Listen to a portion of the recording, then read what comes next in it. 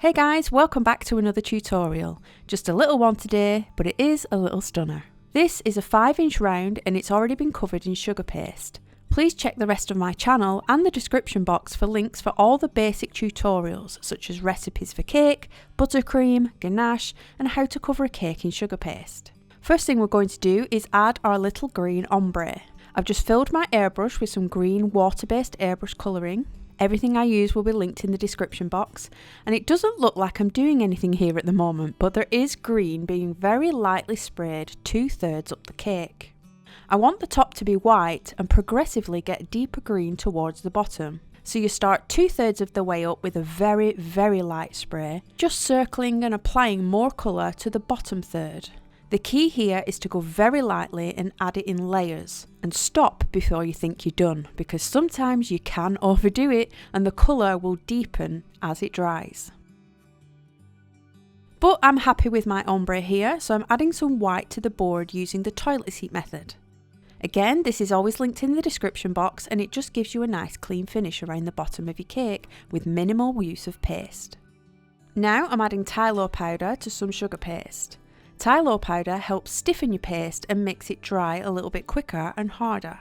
This is great for cutting out shapes that need to hold their own weight. Here I'm cutting out the letter K because this cake was for my son Kai. I'm just placing my template on top and scoring around the letter with the Dresden tool to leave an impression in the paste. Then you want to go over the top of this with a scalpel to cut it out. The reason I'm adding Tylo powder to this is because it's easier to cut the letter out with less stretching and dragging, and it's also going to be sitting slightly above the cake, so I don't want the top of the letter to flop over. I'm just popping it on a foam mat and putting it back into its position and setting it aside to dry.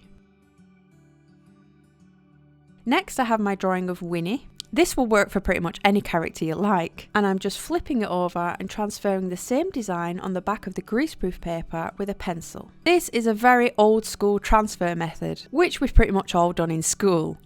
Except pencils nowadays don't contain any lead, so it's a lot safer to use. I'm just pinning my template on the cake with acupuncture needles, and I've placed them within the lines of the drawing so that any holes will be less noticeable.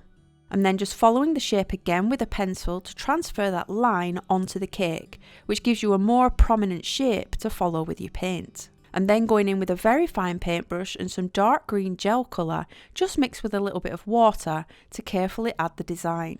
You can see I'm holding my hand underneath with my other hand to steady it. You'll find your own comfortable painting position where you'll find your hand is less shaky. You can of course transfer the shape on just using the Dresden tool if you don't want to use a pencil, but I didn't want the lines to go too deep on my cake as it's still a little bit soft.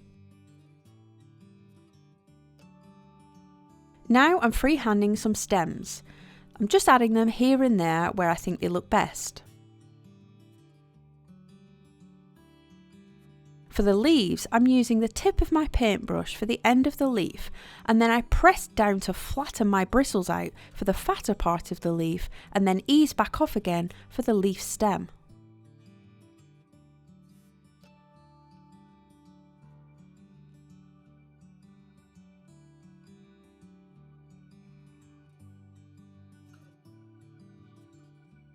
Luckily, these are just additional details next to Winnie, who's the main attraction, so it doesn't matter too much how these turn out. I'm just adding these in varying heights, making sure to leave room for the letter that I cut.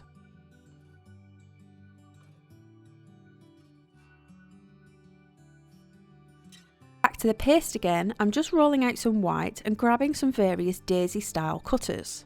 This clear one can be a little bit tricky, so you want to make sure that your paste is really thin, so I'm just taking a section and rolling it even thinner to make sure I can get it out. I'm just pressing the cutter into the paste, cleaning the edges and then slowly peeling it out. This is going to be a daisy from the side view, so I'm just folding it in half, making sure the petals sit in the gaps of the one behind it. I'm doing the same with another one now and just layering them up to make a fluffy side view of a daisy. I'm just choosing a stem, sticking it on with a bit of water and curling some of the petals out, adding in lines for each individual petal on the sides.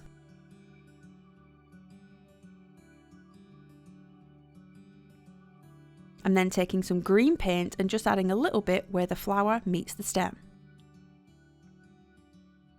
Now I'm going for a slightly smaller daisy, and this time I'm making a front view, so I'm just laying them up on top of each other and marking in the petal lines.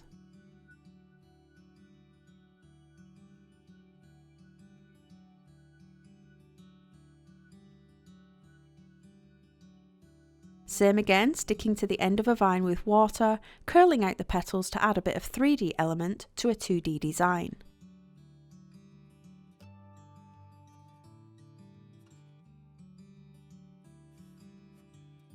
Add centres to the middle of your daisies using a ball of white paste and just stab little holes with the end of a Dresden tool.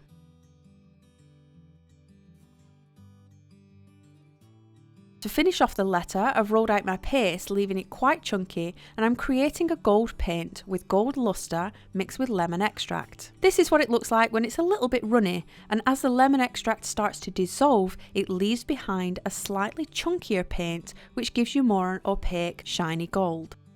I've then laid my letter across the top, and I'm following the shape of the letter but leaving a border in the gold.